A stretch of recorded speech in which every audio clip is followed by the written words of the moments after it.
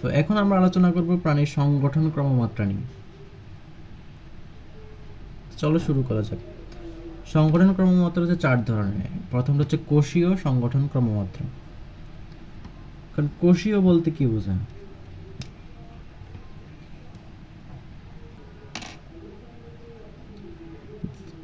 কোষীয় বলতে বোঝায়, ধরো একটা প্রাণী আছে এক্স, এবং এই এক্স প্রাণীটির দেহ শুধুমাত্র কোষ দিয়ে গঠিত, তাহলে ওই এক্স প্রাণীটিকে বলা হবে কোষীয় মাত্রার গঠন। ওই এক্স প্রাণীটির দেহের গঠনটাকে কি বলা হবে? কোষীয় মাত্রার গঠন। কোষ মানে কি সেটা তোমরা নিশ্চয়ই জানবে, একদম হাই স্কুল লেভেল থেকে কোষ জিনিসটা পড়ানো হয়।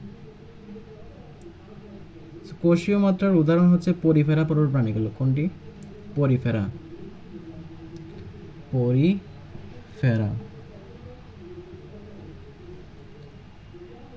এবং পরবর্তী ধরনটা হচ্ছে কোষ টিস্যু মাত্রার। কোষ টিস্যু। টিস্যু কাকে বলে? চলো টিস্যু কাকে বলে সেটা আমরা বেসিক্যালি পড়ি। প্রথম হচ্ছে কোষ। কোষ হচ্ছে জীবদের গঠন ও কাজের একক। তাহলে কোষ সম্পর্কে আমরা জানি, কোষ হচ্ছে জীবদেহ, একটা জীবদেহের গঠন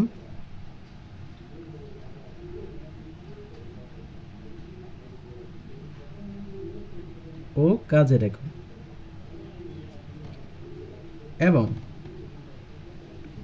অনেকগুলো কোষ যখন একত্রিত হয়ে একই ধরনের কার্যক্রম পরিচালনা করবে তখন তাকে কি টিস্যু বলবে। তখন সেই কোষের সমষ্টিগুলোকে কি বলবে? টিস্যু বলবে। ধরো এক্স হলো এক ধরনের কোষ, এবং এরকম এক্স এর মতো আরো অনেকগুলো এরকম এক্স মিলিত হয়ে যখন একটা নির্দিষ্ট কাজ, ধরো আমরা এখানে পানি পরিবহন ধরি,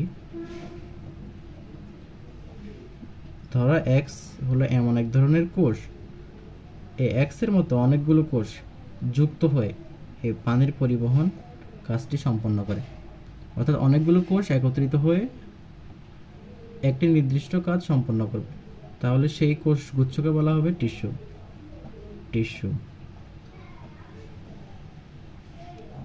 আশা করি টিস্যু কি জিনিস সেটাও বোঝা গেল। তাহলে যে সকল প্রাণীর দেহ কোষ টিস্যু পর্যায়ে গঠিত তাদেরকে বলা হবে কোষ টিস্যু মাত্রার দেহ গঠন। এবং এ ধরনের প্রাণী হচ্ছে নিডারিয়ান পর্ব। নিডারিয়া পর্বের প্রাণী। তো পরবর্তী হচ্ছে টিস্যু এবং অঙ্গ। এখন আমরা টিস্যু সম্পর্কে জেনেছি, এখন অঙ্গ কি? আমরা নিশ্চয়ই মানব দেহ সম্পর্কে জানি। ধরো এটা হিউম্যান বডি, এর মধ্যে এখানে হার্ট আছে, এদিকে লিভার আছে, ফুসফুস আছে, এদিকে কিডনি আছে। এগুলো সব কিন্তু এক একটা অঙ্গ। এগুলো সবগুলো কি? একটা অঙ্গ।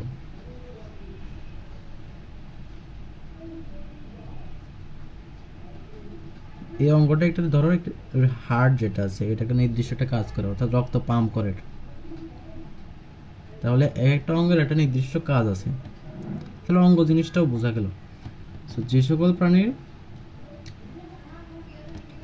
দেহ টিস্যু অঙ্গ দ্বারা গঠিত সেগুলো হচ্ছে টিস্যু অঙ্গ মাত্রার গঠন। এবং এটা হচ্ছে প্লাটিহেলমিনথেস। এই উদাহরণগুলো অনেক বেশি ইম্পর্টেন্ট। প্লাটিহেলমিনথেস।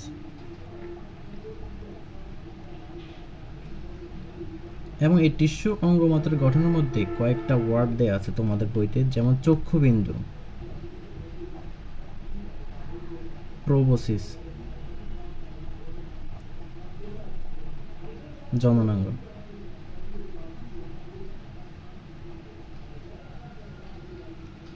এই সকল অঙ্গ হচ্ছে টিস্যু অঙ্গ মাত্রার গঠনের উদাহরণ। চক্ষুবিন্দু কি জিনিস? এটা দেখতে চোখের মতোই, এখানে অনেকগুলো আলোক পিগমেন্ট থাকে, পিগমেন্ট বা রঞ্জক থাকে। প্রোবোসিস হলো একটা উপাঙ্গ বলতে পারো। এটা কি? একটা উপাঙ্গ।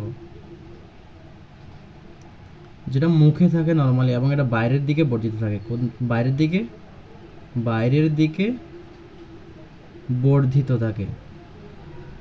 তোমাদেরকে স্ক্রিনে একটা উদাহরণ দেওয়া হবে আশা করি, তাহলে সেটা থেকে প্রোবোসিস কি সেটা জানতে পারবে এবং জননাঙ্গ সম্পর্কে তোমরা সবাই জানো।